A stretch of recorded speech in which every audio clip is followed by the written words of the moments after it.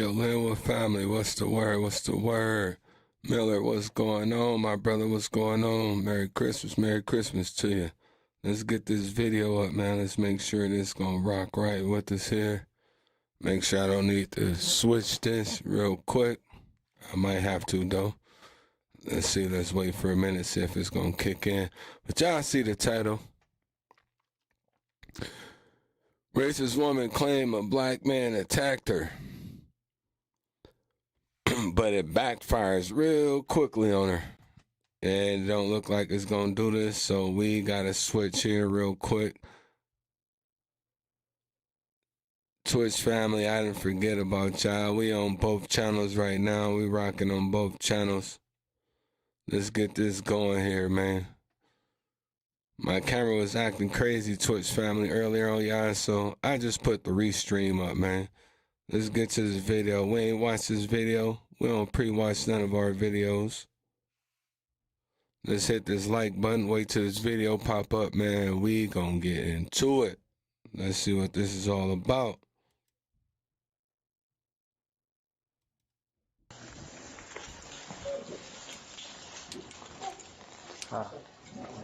Got a 911 call. Yeah, we were trying to answer the phone, but we're not able to. We have a guest in 217 that you guys brought in earlier. But she's making She's in 217? Yes. And she's saying that someone was trying to, but the customer barely was checking in when she was blaming that he was trying to.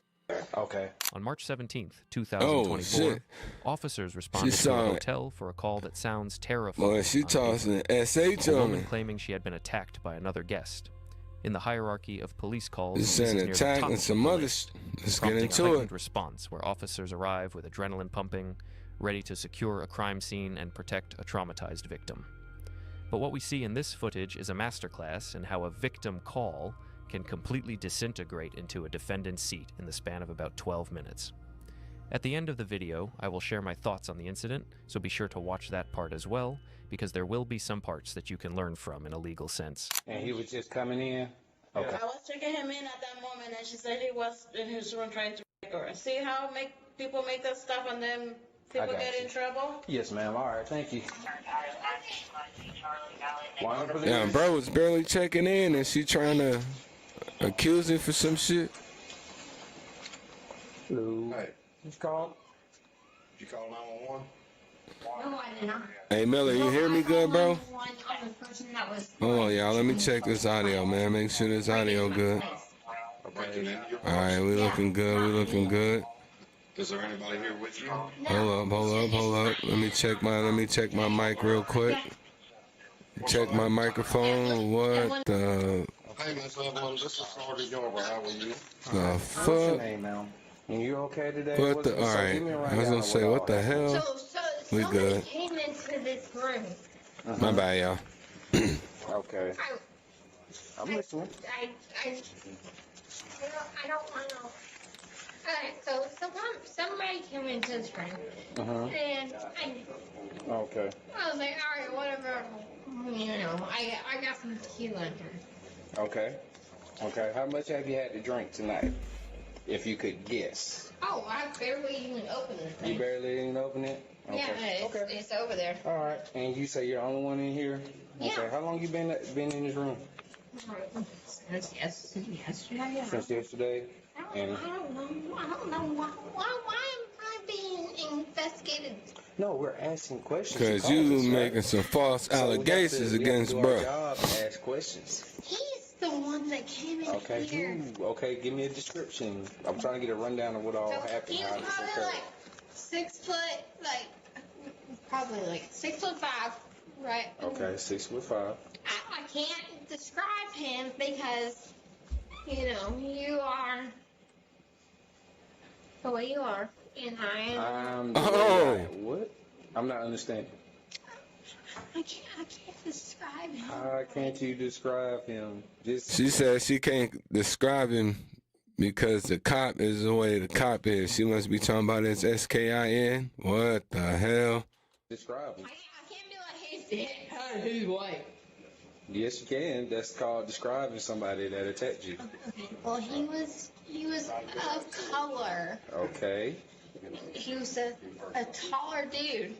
Okay. When you say he was of color, what are you saying?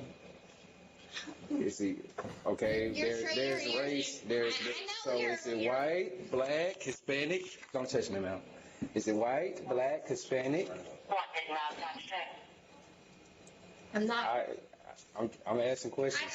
I don't know if I don't know what the proper terms are. You don't know whether somebody is white, black, He was a little bit darker than me, okay? Okay. But he She came racist. in my room, started drinking my dang tequila. So he drunk your tequila. Yes. Okay. So he ran his house, drunk your But tequila. I also saw him earlier today. You saw him earlier today. Yes. And when was that? In the elevator. You saw him in the elevator. Yes. Okay. What color was his hair?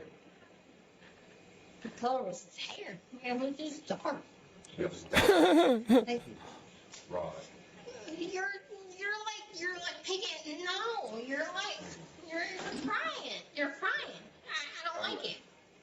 I'm crying when you said that somebody tried to Okay, harm can you. I get a white officer over here, please? Oh yeah, she definitely don't like the officer Can I get a SKIN. white officer over here? You can call Officer Bruce. No. I need a white officer. She's asking for a white officer. So, okay. All right, well, let me see what I can figure out, okay? All right, who are you talking to? You're out? Yeah. She tripping. What's going on? This dude came into my room. She tripping. And, like, tried to almost me. Who? That She was about to call him the ER word. I'm not saying it on y'all's body cams. She That's tripping. what she told me. Why won't you say it on the body camera? I ain't saying. I ain't doing it. So you went down to the lobby and She talked to the tripping, clerk chat. down there, and what did you tell the clerk? I said somebody came to my room, and the same guy that I met in the freaking elevators earlier. I don't know what it was today or I don't know or yesterday. I don't know, but and he offered me shoes earlier today, and then now he is like trying to. How is he trying to you? What is he doing? She said he tried to grape her. He came in here and tried to. What did he do? How did he get in the door? Oh, You let him in. open the door. How? The door wasn't locked. Yeah, make this make sense. Somebody just walked into her hotel room. He just walked in there. Now, lady, you know them doors lock once you close them, right? She tripping. What's she on, chat? What's she on? No, the door was locked. So how did he get in? No, I did not unlock it at all. No. I thought it was an officer. I thought it was an officer. So I unlocked it because I thought it was not an officer. And that's the only reason I ever unlocked this door. So there's nobody in there right now, right? No, you know, How much have you had to drink with him? probably like 4 margaritas. 4 more. Where Yep. at? I was like, where? I was talking about a big room. Well, I haven't drank all that yet. I was going to. I was going to get there. Yeah, hold on. She tripping. She tripping. Let me, where's my webcam at? Let me make myself a little bit bigger here again.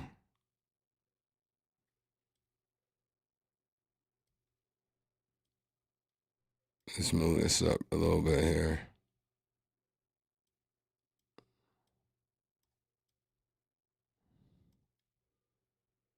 Yeah, that definitely ain't working. I'm gonna have to fix that later.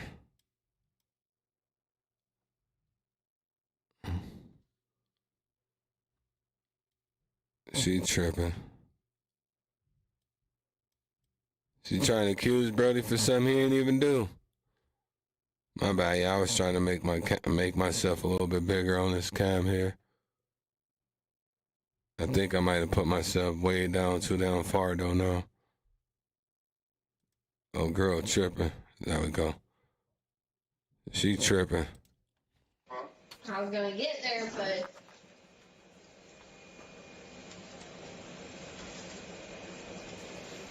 Sorry, Linwood family. refrigerator and everything. Sorry, my Twitch family. Everybody should have. Make sure everybody was in there. I got it. I'm trying to open this one. Open. Hold on. So what is our plan for tonight? What are we gonna do? I'm just going to bed. Here's your phone. Your ass going to jail. Yeah. All I do is stay away from this damn freaking If I knew who he was, I would. 217. Huh? You don't know who he was? I wasn't here. You can't give me no good description. You said you wouldn't tell us on body cam. Mm-hmm. Yes, ma'am. What? What do I have? How old are you? I'm 32, but I know what the fuck. So he's like this tall, but I can't say Yes, you can. no, I can't say anything. It would help our investigation if No, you did. I can't, but I can't. Let me go down and talk. All right. You know good and well. It's not. I don't. That's why I'm asking questions, because I really don't know. You won't give me a description. Give me. Hold on. Let me get the card. She fucking wasted. What's going on? I don't know. You tell me. You still haven't given us a description yet. You won't tell me? I don't know, because you haven't given me a description. I'm a dick nurse. I know how it goes. Okay, if you're a nurse, then you should be able to identify people by their race. Yeah, I know. So, what is the race? I know how it goes. So what's the race? What's the description of the person? And now we identify people by their race. I'm about to call my daddy right now. Help us to help you, ma'am. How can we help you if you don't give us a description of the person? She tripping. I'm sitting here with two officers who I'm trying to get my freaking dad on the phone with because they're freaking, oh my goodness. I need my dad on the phone, but he won't answer the phone. Hey, ma'am. Miss Amy, lower your voice, please. Because it's like a Fox News like civil pursuit like going on right now. It's like a black and white, shit. and I don't want to say it's black and white because when I'm on camera.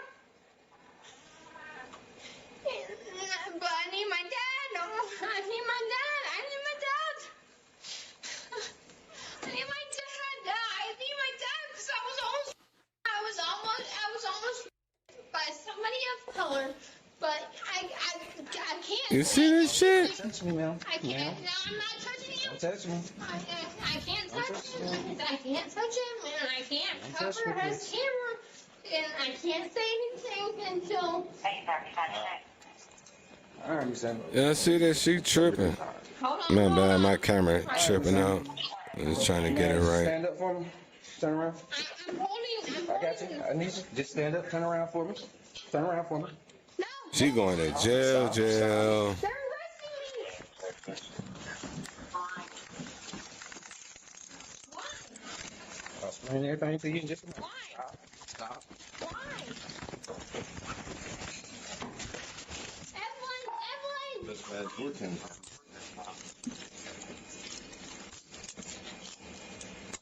Stop. Don't break your wrist. She going to jail. What are you arresting me for? You got smaller wrists, son. To be still so it don't get broke. Yeah. What am I getting arrested for? Explain everything to you in just a moment. For okay? false allegations. I need to know right now. Because I'm gonna check and make sure you don't have any weapons on you, any I ain't got paraphernalia. nothing. I ain't got nothing but his freaking shirt and pants on. We're calling, boss. Evelyn, help me! Call my lawyer! All right. Evelyn! Yeah, where your shoes at? I don't want no shoes. She ain't got no shoes. She full thug. No, damn! You tell me right now! Here, we're gonna put your shoes on, okay? No! What are you arresting me for? Get the route. Yes, I have the right to. What are you arresting me for? Shoe on. Oh my God! What are you arresting me Go on, put shoe on. for?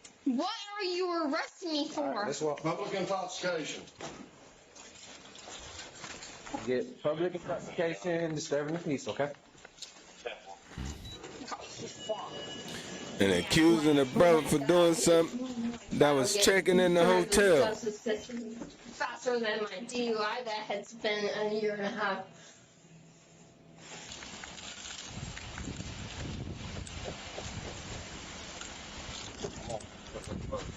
All right. I don't know how to get in here. Yep, just take your time. The incident begins before the officers even knock on the door, starting with the dispatch information versus the reality on the ground. When the officers walk into the lobby, the narrative hits an immediate speed bump. The hotel staff explains that the attacker was barely checking in when the caller started blaming him for trying to assault her. The staff clarifies that the accused man was simply entering his own room. Right off the bat, we have reasonable suspicion warring with witness credibility. The officers have a legal duty to Sound like investigate it's the 911 SKIN. call. They cannot just take the clerk's word for it and leave, because if there is a genuine victim upstairs and they leave based on the clerk's opinion, the liability would be astronomical. However, the clerk is a sober, third-party witness, providing a rational explanation, which sets the stage for the officers to walk up those stairs with healthy skepticism. They are now in fact-finding mode rather than tactical entry mode, needing to figure out if this is a crime or a misunderstanding. If you believe in accountability, both for the police and for the public, take a second to like this video or leave a comment if you learned something new about your rights today. It helps us keep these educational breakdowns coming, and it helps the algorithm show this to more people who need to understand how these interactions actually work. When the officers make contact with the woman in room 217, the investigation begins in earnest. Watch how they approach her. They are calm, asking open-ended questions like, "Give me a rundown of what all happened." This is a standard interview technique designed to get a subject to commit to a story before the officers start poking holes in it. She says, "Somebody came into this room," but then immediately pivots to talking about her alcohol, pointing to a bottle of key lime tequila. The officer asks the million-dollar question, "How much have you had to drink tonight?" Her answer, "I barely even opened it," is practically universal code in body cam footage for, "I am significantly impaired." The Yeah, I'm officers aren't hammered. asking this to judge her lifestyle. They are asking to establish competency. If a victim is highly intoxicated, their ability to recall details, identify suspects, and provide a statement that will hold up in court is severely compromised. It doesn't mean a crime didn't happen, as drunk people get attacked too, but it means the officers need physical evidence because the victim's word is shaky. Then comes the description of the event. She claims he is the one that came in, but when the officer asks for a description, the wheels fall off the wagon. She describes him as 6 feet 5 inches, and then stops, refusing to give further details because you know you are the way you are. This is the first major red flag that the caller is focused on something other than the crime. A person who has just been terrified by an intruder usually wants that intruder caught. They will scream details about a red shirt, a beard, or a scar. Instead, she starts playing a game, refusing to describe his race and acting terrified to say anything specific. At this exact moment, when she refuses to describe the man who allegedly broke into her room, would you, as the officer, assume she is lying or just scared? We have to talk about the elephant in the room because the subject brings it up repeatedly. The officers on scene appear to be black, the subject is black, and the alleged attacker is described vaguely as of color. Suddenly she asks, "Can I get a white officer over here, please?" It is vital to understand the legal reality of this request. You do not have the right to choose the race, gender, or specific identity of the police officer responding to your 911 call. When you dial 911, you get the next available unit. Demanding a white officer does two things instantly. First, it destroys sympathy by making the caller look belligerent and focused on racial politics rather than the emergency she reported. Second, it signals non-compliance, telling the officer she is not going to cooperate with them. The officer's response is professional. He simply repeats the request to confirm he heard it right, noting it for his report later to show he was trying to help while she created barriers. She then claims she can't describe the suspect because it's like a Fox News-like civil pursuit, and she doesn't want to say it's black and white on camera. This is a fascinating psychological moment where she is more worried about the optics of accusing a black man on a body camera than she is about the fact that she just claimed a man broke into her room to attack her. From an investigator's perspective, this screams false report. Real victims do not care about the optics of the police report. They care about immediate safety. People who are making things up, or who are severely intoxicated and paranoid, worry about how the story sounds to a hypothetical audience. She repeatedly says, "I'm not saying it on y'all's body cams," which brings up a common misconception. Many people believe they can dictate when a body camera is on or off. In a private home, sometimes officers have discretion to turn it off during a sensitive interview. But in a hotel room where they are investigating a potential violent crime and the subject is being uncooperative and intoxicated, that camera stays on. It protects everyone. Her refusal to speak on camera is a tactical error because if a crime occurred, the recording preserves her statement immediately after the event. By refusing to speak on camera, she is essentially refusing to provide a witness statement. Without a statement, and without physical evidence like a broken door or injuries, the officers have literally no crime to investigate. The officers try to work with her, explaining they have to do their job, giving her every opportunity to act like a victim, but she won't let them. Let's look at the mechanics of the alleged crime. She claims the man broke in, but when pressed on how he got in, she admits the door was locked and she unlocked it because I thought I was not an officer. So, the narrative shifts from breaking and entering to, I opened the door for him. Then she mentions she saw him in the elevator earlier and he offered her shoes. The story has completely transformed from a violent home invasion to a drunken interaction that she's now regretting or misremembering. This is the pivot point where the legal danger shifts from the attacker to the caller. You cannot call the police and claim an emergency when none exists, and you definitely cannot claim a violent felony when you actually just opened the door for a guy you met in an elevator. The officers have now verified the door wasn't forced, she has no injuries, her story is inconsistent, and she is intoxicated. They are done investigating the attack and are now investigating the disturbance. This brings us to a nuanced legal point that often confuses people. Can you be arrested for public intoxication inside your own hotel room? Generally, a hotel room is considered a private residence for the duration of your stay, offering Fourth Amendment protections. You can drink a bottle of tequila in your room, and as long as you stay there and don't bother anyone, the police generally can't touch you. However, that protection evaporates in two main scenarios. First, if you invite the police in, which she did by calling 911 and opening the door. Second, if you create a public disturbance. If your behavior is so erratic that it requires police presence, or if the breach of the peace originates in the room but affects the public order, you can be charged. In this specific case, the charges listed at the end: disorderly conduct, public intoxication, misuse of 911, and resisting arrest. Form a stack where the misuse of 911 is likely the primary act, the disorderly covers the behavior during the investigation, and the intoxication explains the state she was in. The officers finally have enough. She is refusing to answer questions, ranting about her dad and Fox News, admitting to unlocking the door herself, and is visibly drunk. When the officer says, "Stand up for me," "Turn around," she instantly switches to physical resistance. Resistance comes in two flavors: passive resistance, like going limp or refusing to walk, and active resistance, like pulling away or tensing up. When the officer grabs her wrist and she pulls away, saying, "Don't touch me," that is active resistance. The officer warns her about her smaller wrists not as a threat, but as a physics lesson, because handcuffing techniques rely on leverage and joint manipulation. If you thrash around while an officer is applying torque to your wrist, break your you are wrist. going to hurt yourself. Do you think the officer should have just left her there to sleep it off? Or was the arrest necessary given the false 911 call and demand She for a white definitely officer? needed to go to jail. Does that change your opinion on whether she deserved a warning versus handcuffs? I want to circle back to her specific ranting about Fox News and civil pursuit, because it gives us a glimpse into the mindset that leads to these charges. This is someone who is terminally online, viewing her real-life emergency through the lens of a cable news segment. She is worried about how the character of the victim looks to an audience. This is fatal in a police interaction. When you are dealing with cops, you need to be in the moment and factual: who, what, where, when, why.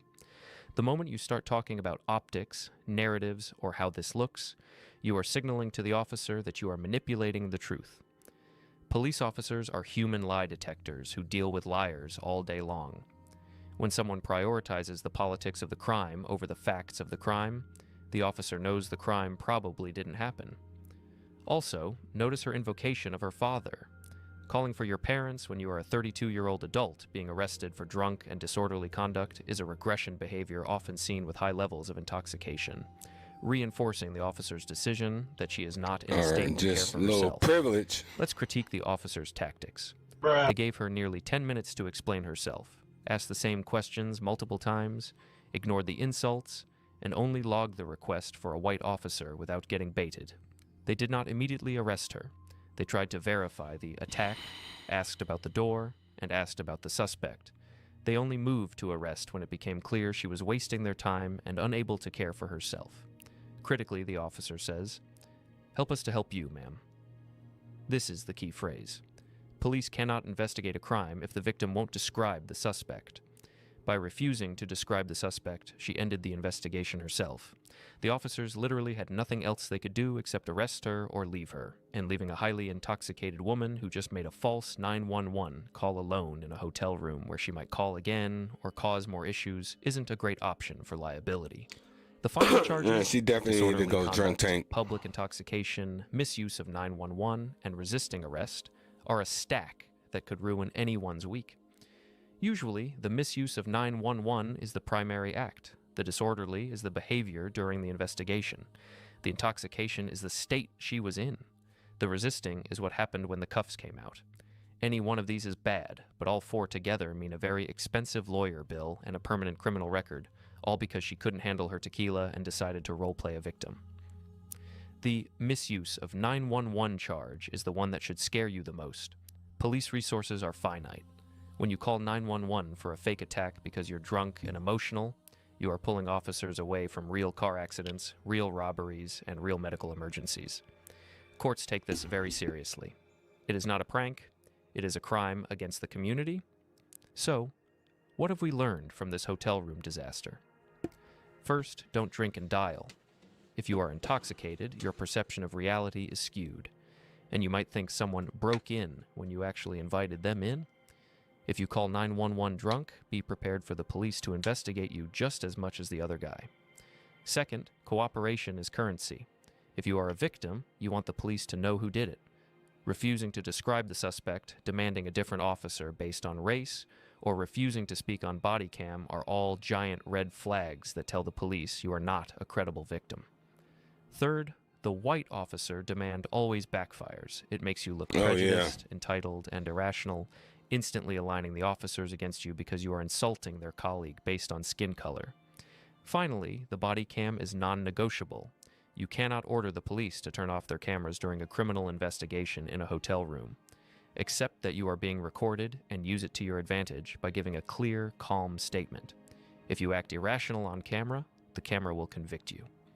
This woman turned a quiet night in a hotel into 4 criminal charges because she couldn't keep her story straight and refused to respect the officers doing their job.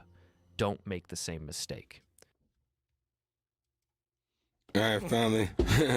that was a crazy one, man. Y'all leave y'all thoughts in the comment section, man. Tell me what y'all think about old girl. We're going to end this one, man.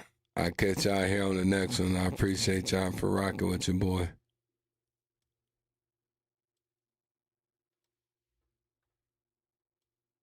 We up out this joint, man. Catch y'all next one. Leave your thoughts in the comment section, man. We out.